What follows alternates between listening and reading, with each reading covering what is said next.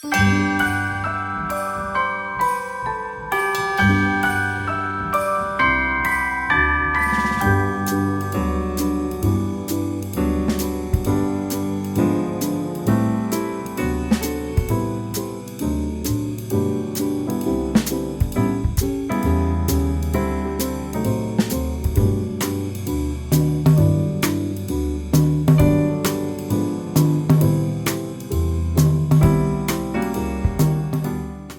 my goodness, welcome to the last menagerie of the year. As you maybe noticed in the beginning, we put a little twist on this month again, just like we did last month.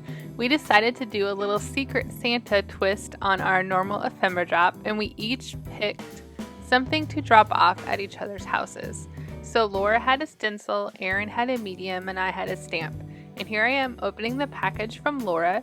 She included this Dina Wakley stencil, a few pieces of ephemera, and a cute little bracelet that has a little message on it that I'd never seen before, so I'm so excited to wear this. Thanks so much, Laura.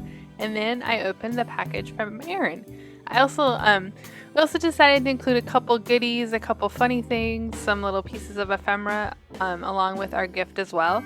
We didn't coordinate any of this. It's all like super secret Santa. We only had our muted color palette in mind, and that was it.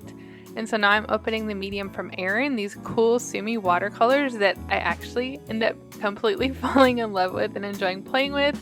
And also that stencil from Laura is one I would have never picked out, but again, ended up loving it. So this was so much fun to get gifts that I would not normally pick up for myself.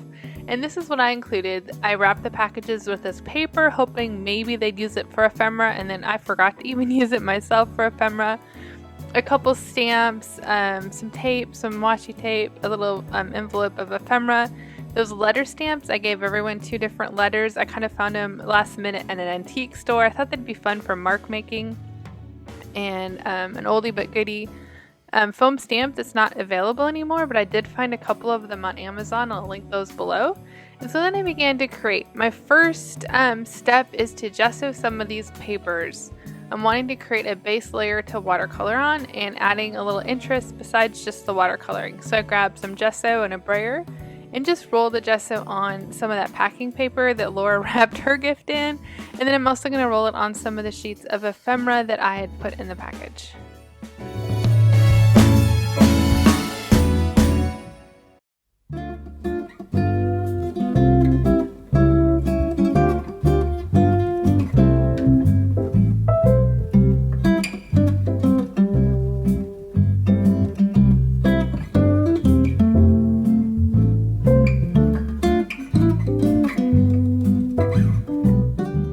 After rolling it on randomly with the brayer, I also randomly splattered and painted some watered down and some full strength also on these papers.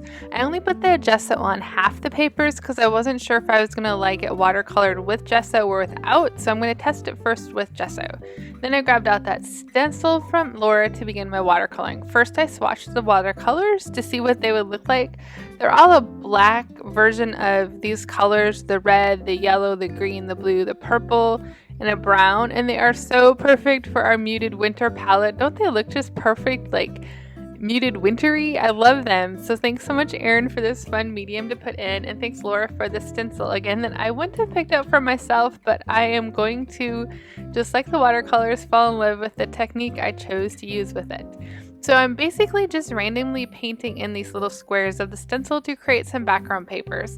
There's no particular method. I actually tried tons of different methods here. I use a larger brush, I use a smaller brush. I tried to meticulously paint in the squares. I splattered the paint. Yeah, I just did everything because I wanted the papers to all turn out differently, and I just wanted to play and not really be too concerned about what I was doing.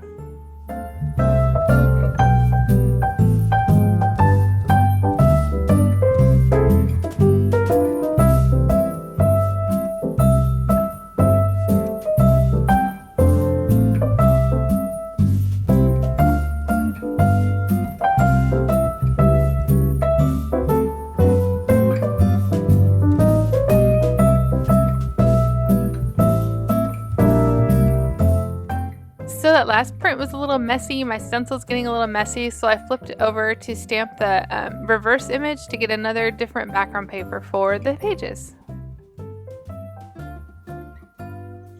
And I'm just going to continue the process of having fun, putting that watercolor in between the stencil. I don't care if it bleeds through, I don't care what it does, I don't care how the colors mingle. I just want to create some fun, weathered, wintry, kind of, I don't know, grungy background papers to use on my pages.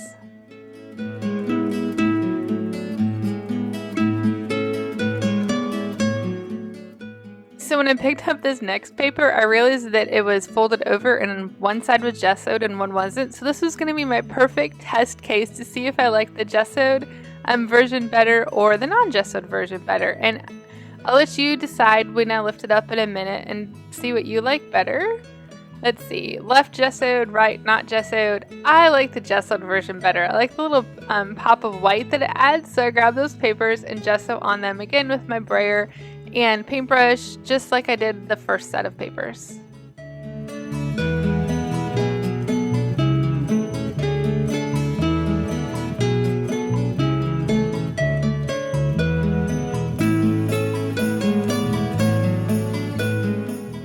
And then why not clean off the palette paper a little bit on those pages as well. After they dry, I begin the same process of playing with that stencil. I'll do the same things with the larger brush, the smaller brush, splattering the paint, not really caring, enjoying the process, flipping the stencil over, and creating background papers. Or I think they're going to be background papers. Right now I don't exactly have a plan on how I'm going to use these, but I'm having fun and that's all that matters, right?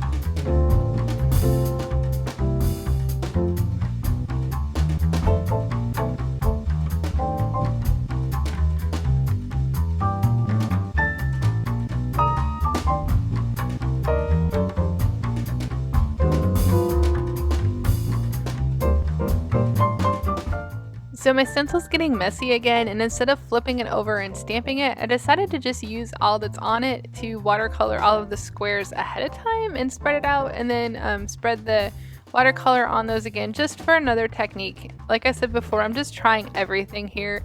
It's funny how even though I try so many different techniques, in the end they all look different but alike. It's kind of fun how they all turned out. I'm also adding different combinations of color too. It doesn't look like maybe I did, but I did. I did do that as well.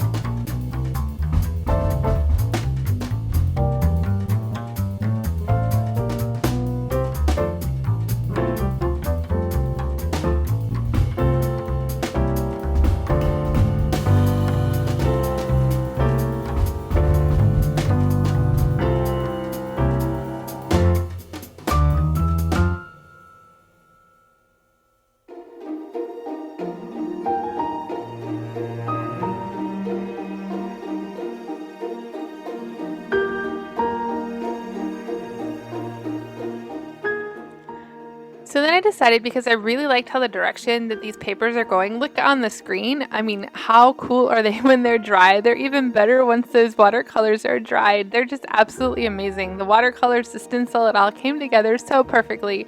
I decided to also do the same thing on that packing paper. Now, it doesn't look as good. It's not really looking how I hoped. That packing paper kind of soaked up the watercolor really differently, but in the end, I'm glad I did this because I ended up using this in a totally different way on my page, but it was the perfect element. So once those pages were done, I went outside and sprayed them with workable fixative. I decided to use the workable version because I wasn't sure what I was going to do on top. And then, because I was having so much fun with those watercolors, I decided to watercolor a tree for a focal point on my pages. My first step was to grab my watercolor paper, and once I had it out, I grabbed a pencil and lightly sketched a triangle for my tree shape. This will help me kind of keep that tree in check so that I keep that iconic triangle shape of an evergreen tree. Then I grabbed the blue version in that palette and started to play. I used a really light watered down blue because I'm going to put 3 color layers in this tree. So you start off light and then you'll go darker to create the shadows and the lighting and the snow effect on the evergreen tree. So my first layer is going to be this blue watered down. Next I'm going to add the green a little bit darker, and then add the blue again at full strength.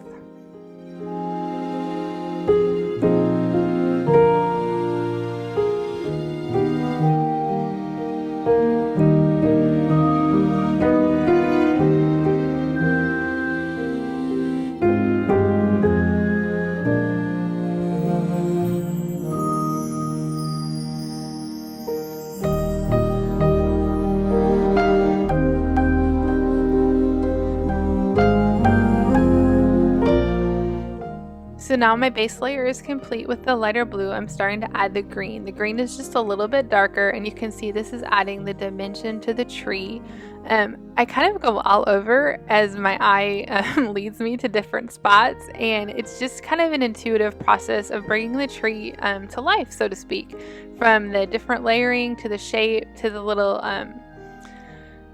dots here and there to create the branches of the tree. It's actually a really forgiving process, and it's so much fun. Don't shy away from trying this. It's super easy. It looks more complicated than it is. Watercolor is so forgiving. Just remember to start light, get a little darker, and then get really dark in the end. And as you add your layers, you don't add as much color. So the very last dark color, you're not going to put as much paint on the page as you did with that first light color.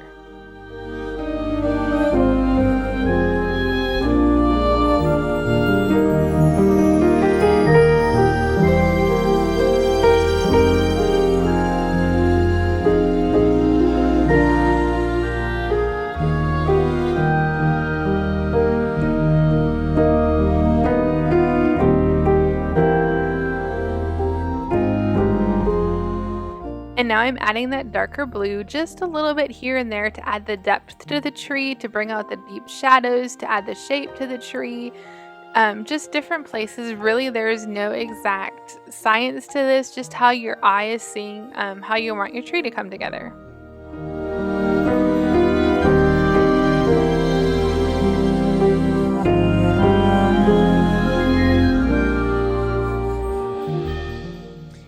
And then I'm going to let the tree rest and dry before I add the trunk, so the trunk doesn't bleed into the branches that are on the tree. I flipped through my journal just a little bit before beginning to look at some of the fun months of crazy menagerie supplies that we used, and my eye caught that first spread that I ever did and decided to do kind of a similar play on it for my very last spread.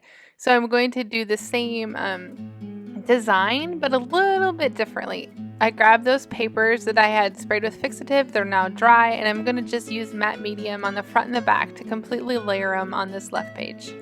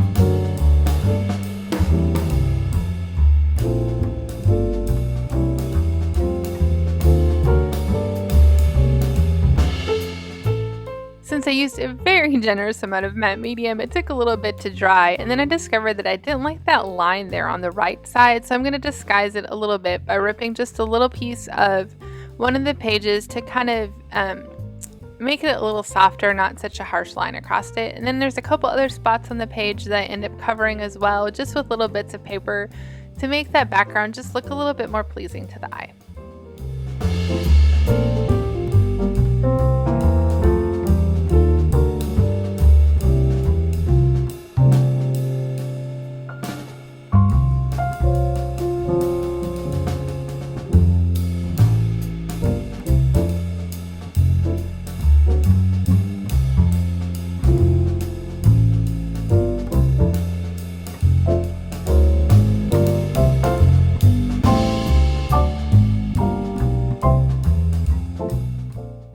So the matte medium is continuing to dry from my little surgery I did on the left. I'm going to cut my denim page off here just like I did for that first spread to begin the process of putting these pages together.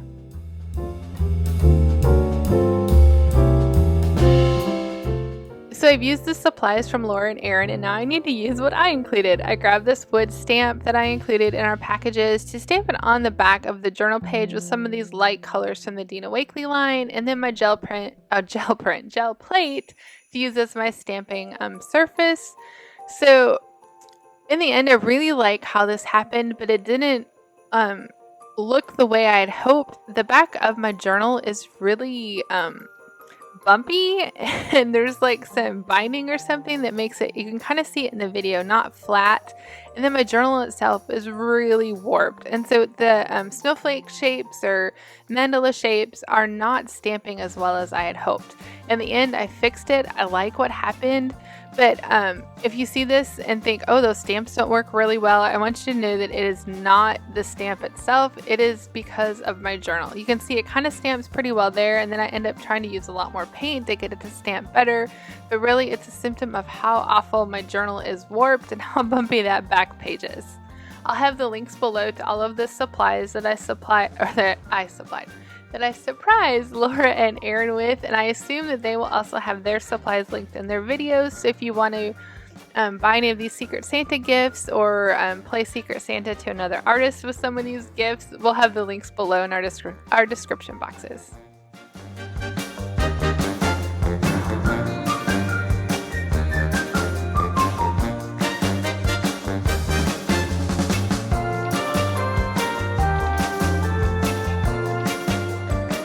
So because again those stamps didn't end up perfect, I grabbed some of the blue and some of the other colors that I had been using and just painted in between them.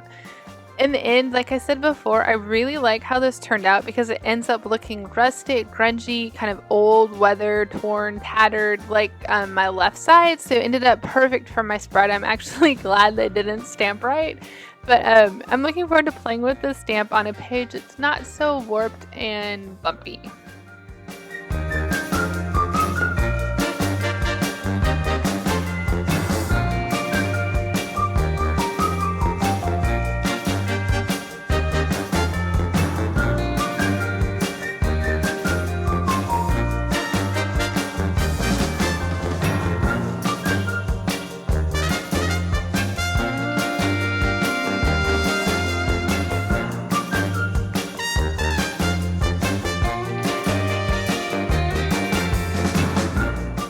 So my tree is dry, and now I have to wait for that journal page to dry. I'm going to use some of the brown watercolor paint and just lightly place a little bit of a tree trunk on my tree here.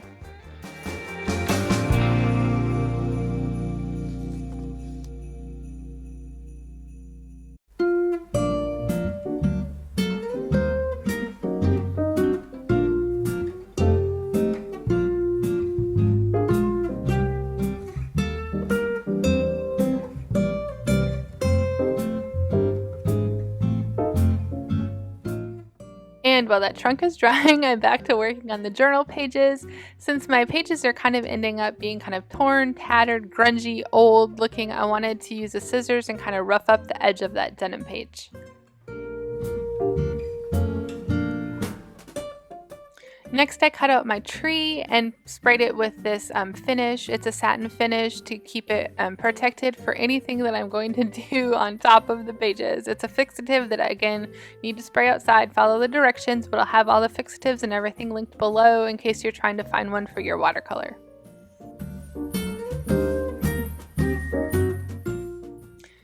So this is the point in journal pages when you're art journaling and trying to include a bunch of supplies that you just start playing. I'm playing with pockets, I'm playing with the supplies from Laura and Erin, the packaging, the different things to try to get the elements to come together.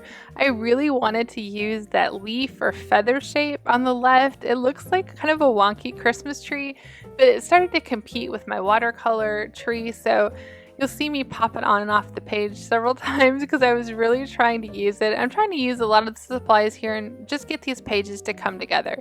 Next, I grabbed the foam stamp that I included. I brayered on it with some Payne's Gray, and I'm going to stamp it on this left side. Again, my journal is so wonky and not straight. Yeah, you see all that stamped there? Not very well. Again, not a symptom of the stamp, but because my journal is so warped, it is not stamping well. But the good thing about the clear is that I could stamp it again. And then I ended up wiping part of it off with a baby wipe. And in the end, loved how that happened because it's looking... So this back page is kind of looking like an old mosaic, maybe like old floor tiles, old mosaic, and then how sometimes they're painted on. So wiping off that stamp kind of added to that. And I like how it turned out. There are lots of happy accidents in this journal spread this month. Next, I'm stamping a little touch of that stamp on a paper that I'm going to include in the envelope. You can see there I'm lining it up because I'm wanting the stamp shape to continue when I adhere the envelope to the front of the page.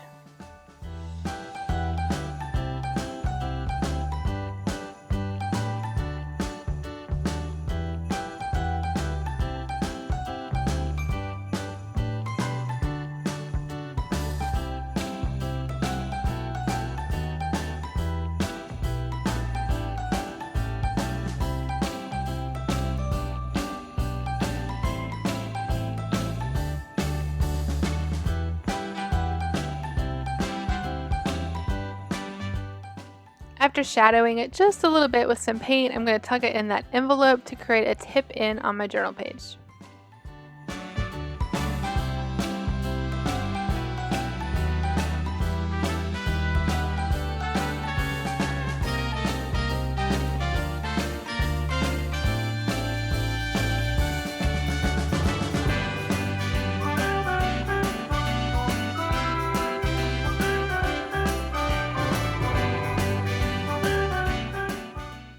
Now I'm just layering all these elements together with matte medium or Dina Wakley's heavy gel to make all the page come together.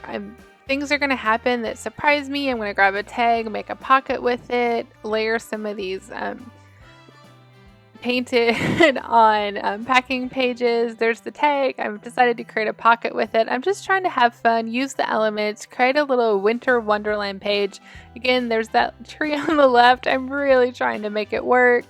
Just trying to make everything come together to create some fun pages in the end. I ended up not using those letter stamps that I included. There really wasn't a place for them on my page, but I'm so looking forward to playing with them. I thought they would make really cool mark making or background kind of noise on a page, but there wasn't a place to use them. But I ended up using almost everything else. I think I used everything that was provided.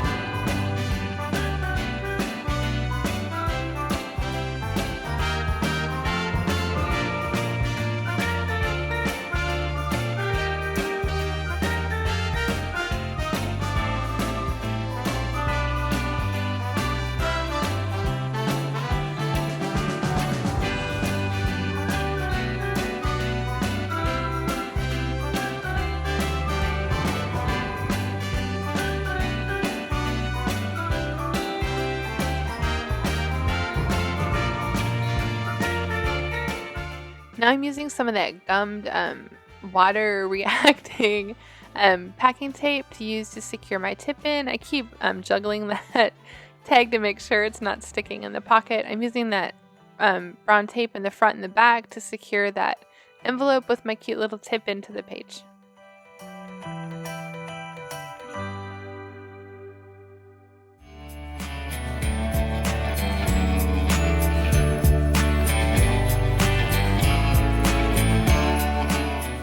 And now I'm dressing up the cute little tag that Laura had on our packages with those letters from Erin.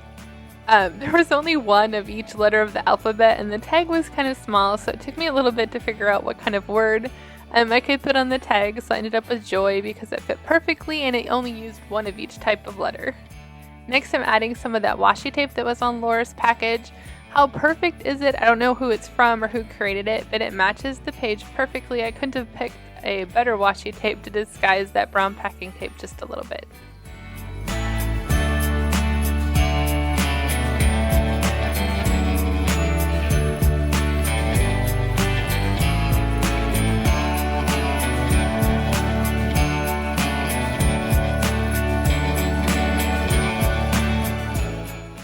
And just a few more final steps here to try to get these pages to come together. It's not happening for me, and I'm just trying to figure out how to pull it all together. So I'm using some gesso to create some snow on that denim page.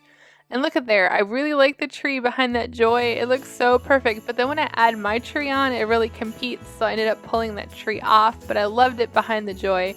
And I'm adding some matte medium again to secure that packing tape, or just a little packing tape and washi tape. Just a little bit more to my page, and now I'm going to secure my watercolor tree down. It's dry from the fixative and ready to go on my page.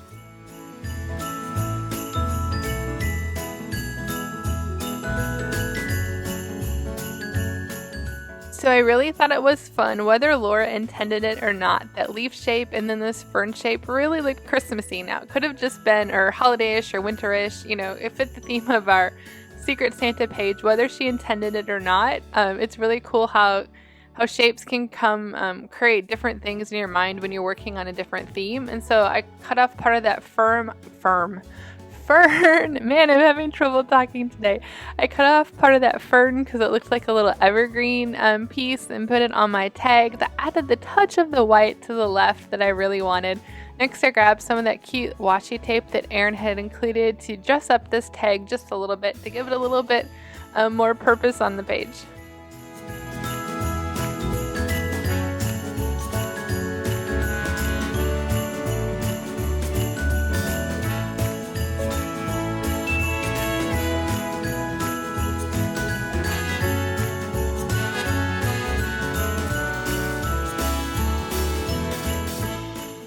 After adding that washi tape, I added just a little bit of the paper that I created, again, just to add some layering and fun to this tag.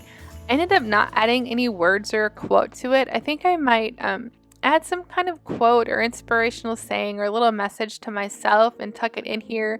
I wasn't sure at the time what to add, but now I have it as a place to add something when I have the perfect little note to myself to put in it. There I am again trying to put that tree on the page. It didn't work. I gave up, and I think I'm done, but I really feel like something's missing.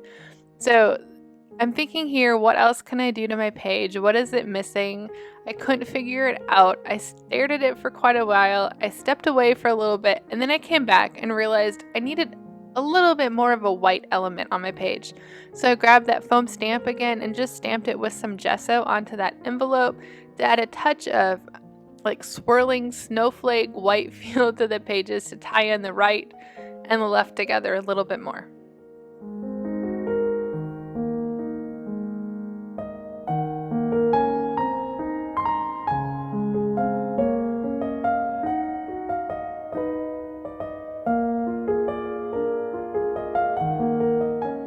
And that swirling snowflake little look was just the touch my page needed. And with that extra gesso, I'm going to just flick it over there on the left, make the snow on my denim page look just a little bit darker, just to add some more elements to kind of pull these pages together.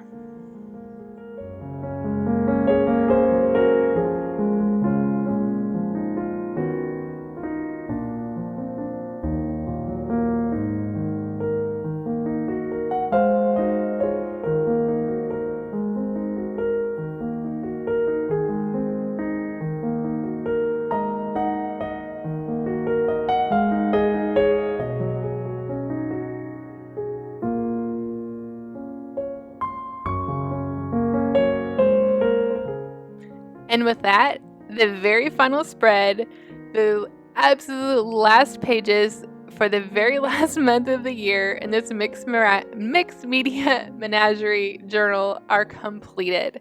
I want to thank you so much for following along Erin, Laura, and myself the last 14, 15 months or so for Mixed Media Menagerie.